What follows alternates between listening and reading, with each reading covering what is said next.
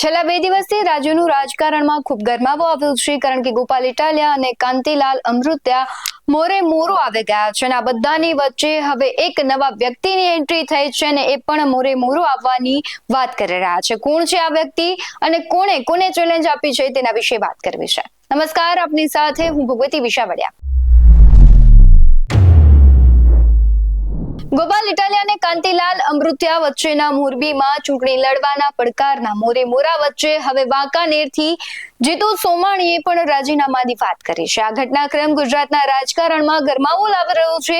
જીતુ સોમાણી વાંકાનેરથી રાજીનામું આપવાની વાત કરી રહ્યા છે, તો આ મુદ્દાને વધારે કહેવાય છે વેગ મળ્યો છે, વધુ વ્યાપક બની શકે છે અને અત્યાર સુધી મોરબીના રસ્તાઓના મુદ્દે ઇટાલિયા અને અમૃત્યા વચ્ચે સીધો પડકાર ચાલી રહ્યો હતો, પરંતુ હવે અન્ય ધારાસભ્યનું રાજીનામાની વાત કરવી એ દર્શાવે છે કે આ મુદ્દો ફક્ત મોરબી પૂરતું સીમિત નથી રહ્યો, પરંતુ રાજકીય સ્તરે તેની અસર અન્ય વિસ્તારોમાં પણ જોવા મળી રહી છે. શું કરી રહ્યા છે જીતુ સોમાણી, તેના પર નજર કરીએ. ભારત માતા કી જય. નમસ્કાર મિત્રો. ગોપાલભાઈ ઇટાલિયા જે ચેલેન્જ દઈ રહ્યા છે તેમાં મારે એટલું જ કહેવાનું છે કે ગોપાલભાઈ ઇટાલિયા વિસાવદરની વિધાનસભામાંથી ચૂંટાયેલા છે અને ગોપાલભાઈ ત્યાંથી રાજીનામું આપી દે અને કાંતિલાલ અમૃત્યા એ મોરબી વિધાનસભામાંથી રાજીનામું આપે અને બંને લોકો ચૂંટણી લડે. એ ચૂંટણીમાં ખ્યાલ આવી જશે, બરોબરીના ખેલ થશે.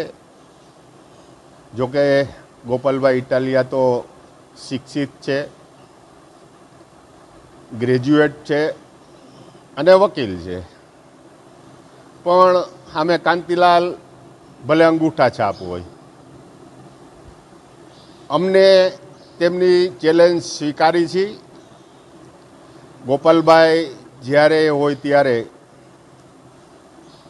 આ દેશના વડાપ્રધાન નરેન્દ્રભાઈ મોદી, આ દેશના ગૃહમંત્રી અમિતભાઈ શાહ વિશે જે અભદ્ર ઉચ્ચારણો જે કરી રહ્યા છે એ તેમને શોભતા નથી. બાકી તો હાથી એની મદમસ્ત ચાલમાં ચાલ્યો જતો હોય અને પાછળથી કૂતરા ભણતા હોય એ પાછળથી જ બહે, પણ એ હાથીની સૂંઢ પાસે ન આવે અને જો સૂંઢ પાસે આવે તો હાથી ઉલારીને ક્યાંય ફંગોળી દે અને કાં પગ નીચે કચરી નાખે. એટલે આવું ભસવાની વાત બંધ કરો અને તમે ચેલેન્જ સ્વીકારો. અમે એ ચેલેન્જ સ્વીકારી છીએ. સોમવારે તારીખ 14ના રોજ બંને અધ્યક્ષશ્રી પાસે જાય, ત્યાં એમના રાજીનામા આપે અને ચેલેન્જ સ્વીકારે. અને એ ચેલેન્જમાં જો ગોપાલભાઈ ઇટાલિયા મોરબીની સીટ જીતી જાય તો પણ હું ચેલેન્જ ફેંકું છું કે હું વાંકાનેરના ધારાસભ્ય તરીકે રાજીનામું આપીશ. એ વાત પણ ચોક્કસ છે. પણ ગોપાલભાઈ ઇટાલિયા વિસાવદરની સીટમાંથી રાજીનામું આપે અને મોરબી ચૂંટણી લડવા આવે, અમે એનું સ્વાગત કરીએ છીએ. અમે એ ચૂંટણી માટે થનગની રહ્યા છીએ અને એ થનગનાટ ખાલી મોરબી જિલ્લાના જ કાર્યકર્તા ભારતીય જનતા પાર્ટી તરફથી કામ કરશે. નહીં અમારા મંત્રી આવે, નહીં અમારા પ્રદેશ કચ્છામાંથી કોઈ આગેવાન અહીં કાંતિભાઈનો પ્રચાર કરવા આવે. તમારે જો રાષ્ટ્રીય લેવલના નેતાઓને મોરબીમાં ઉતારવા હોય એ પણ છૂટ છે. અમે મોરબી જિલ્લાના કાર્યકર્તાઓ આ ચૂંટણી લડવા માટે સક્ષમ છીએ અને એ જીતી બતાડશું. અને જો કાંતિભાઈ હારે તો હું ચોક્કસ વાંકાનેર વિધાનસભા 67ની સીટ ઉપરથી રાજીનામું આપી દઈશ. એવી મારી ચેલેન્જ છે. આવો, પધારો ગોપાલભાઈ ઇટાલિયા, અમે તમારું સ્વાગત કરીએ છીએ અને ચૂંટણીના મેદાનમાં આવી જાઓ. અને મોરે મોરો જે કરવાની વાત છે ને ગોપાલભાઈ, એ મોરે મોરો એમનેમ નથી થતો.